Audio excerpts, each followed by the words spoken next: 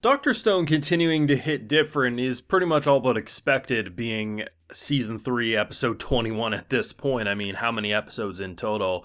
I don't know. Look at the episode count. But the point remains, we've watched a lot of Dr. Stone episodes, and we ended last week with a confirmation that we're going to the moon. That is the ultimate end goal. We're going to fight the Y-Man, whatever the hell's going on up there. There's something on the moon that is raining down objects that literally petrify and are sending ominous voices, which apparently sound a lot like Senku's voice. There's a hell of a lot of conspiracies you can make about all this, but most importantly, you just can't leave it be. Because even if Senku builds up the entire world to go back from being all made of stone, this is a cycle. For some reason, Y-Man is continuing to do this. It wasn't just Senku's people. It happened to this culture that thousands of years ago, or however long it was. I honestly don't care the exact time frame, to be honest. But basically, this keeps happening. And why it keeps happening, I don't know. Is it for fun? Is there a system behind it? We have no idea. So to walk into this episode, I mean, that's a pretty crazy way to end last week. What are we gonna do? Well, we kind of get what I initially thought was gonna happen,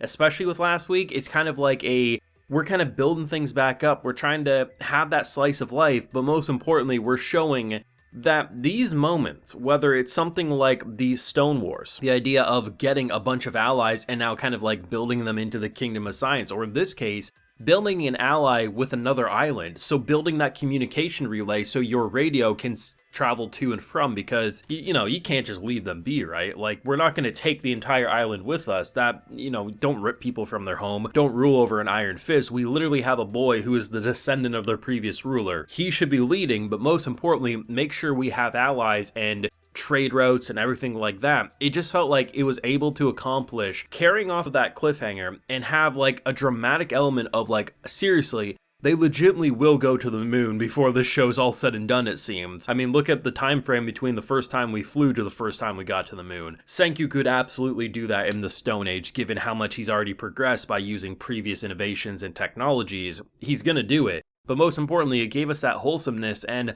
honestly, man, by the time they came back home, even though Ginro kind of ruined it, I mean, the Ginro-Kinro dynamic, I love them both, but man, one is definitely not like the other, and holy hell, man, we're having this amazing return home, emotional, and then he's like, look at my pupil, look at who I brought, and I'm like, bro, as much as I loved your emotional sacrifice, you gotta shut your mouth for a minute and let me enjoy this return home that no one thought was possible. Anyway, full live reaction to today's wonderful Dr. Stone episode is available on my Patreon. If you would like to see my full uncut thoughts, they're over there if you're interested. Now, this was a great episode. This was, in a lot of ways, what you would associate with the calm before the storm. It's just, in this case, like, what would the calm before the storm be? We've already dealt with the arc. Well, in this case, it's actually bringing back Tsukasa. Something I'm very excited for. I think, honestly, send him to the moon with Senku. I think that'd be amazing. He got the brains, he got the muscles. What more could you ask for, right? But it's going to be very cool to see what they're going to do, because I mean, I've been waiting for him to come back for some time. Obviously, I've been thinking about it less the more we've been focusing on the island and Treasure Island and everything like that. But it's going to be really cool because there's a lot more information that he has no idea about, and it'll be really cool to see what they accomplish with this. But I love the idea of the fireworks. You have to imagine, though, and I love the fact that Dr. Stone has these like little attention to detail moments.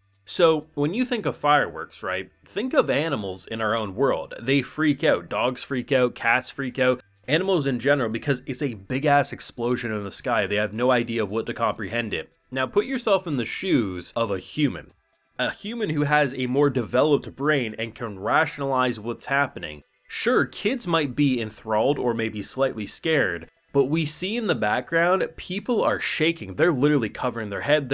Because it sounds like the sky is exploding. And while yes, it does quickly adjust to them appreciating it, I love how them just firing off all this, giving no context of what's gonna happen, legitimately did scare the shit. And it's like, maybe they should have given a little of a heads up, like, hey, things are gonna get loud, don't worry, it's all gonna be okay. Because holy hell, like, I mean, you could literally use this as a way to invade people. Like, they could have walked up to this island initially and launched stuff like this and would have been able to just probably have everyone jump ship. I mean, think of the fact that the gun itself, right, with the explosion and just a little bit of damage to the mast during the ship attack was enough to get everyone to jump off that ship. you walk in with like shooting fireworks, I mean, it's pretty much game over. They're gonna bow and call you daddy right then and there. But it was nice to see that they used it as this kind of wholesome moment, because we first start off, I thought they were building an oil rig. I wasn't sure what the hell they were building, but it makes sense. Having like the windmill to propel the power and the electricity and everything, and ultimately have the ability to show them the communication, then show them the cotton candy, just kind of have like a mini fair thing go on in order to build that trust. But most importantly, make it so they are choosing to follow the Kingdom of Science rather than you forcing them at gunpoint, sort of a thing. Senku isn't the type of guy who wants to rule with an iron fist, but Senku is the type of guy to manipulate you into believing in science. And I can't say I blame him, right? I mean, this is the right way to go about things. Let them have their individuality, have them be able to feel like they still have a home, but they also have a support and a connection with a very impressive man, a very impressive civilization. And as we build these little trade routes, we build more people being revived, we have more ideas in the oven cooking. It's just going to be very interesting to see how they go about things. And I've heard nothing but crazy things about the next arc and pretty much everything that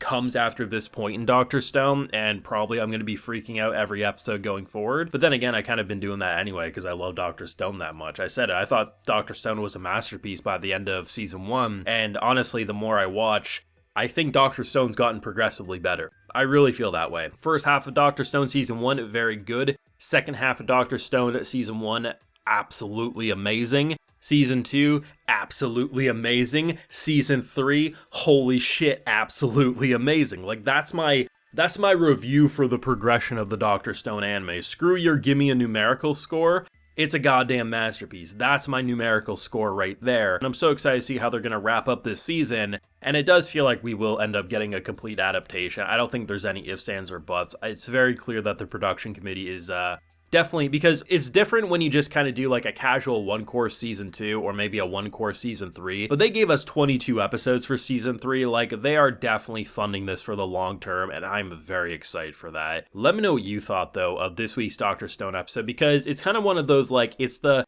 okay, everything hit the fan, now we're gonna chill, now we're gonna calm, but they actually still continue to do so much, like with the communication, who's coming back to the island, really preparing to go to the moon. It's not gonna happen overnight, but it's something that probably is gonna happen before the series is all said and done, and if not, there will be a justifiable reason for it. It just felt like it hit different in the way that Dr. Stone always has, and that's a good thing. But thoughts yourself down below, leave a like if you enjoyed, subscribe if you're new around here, of course ring that bell, and like I mentioned, we have a full live reaction over on my Patreon, and hey, while you're over there, you also get a video shout out. Alright, so today we have the James CR7, Jeff, A, Edvar, Golden Angel, 1517, Alcerin, Rion, Thrilled Axis, 709, and Wesley Davis. So I appreciate the support, everyone. Please take care and have a good one.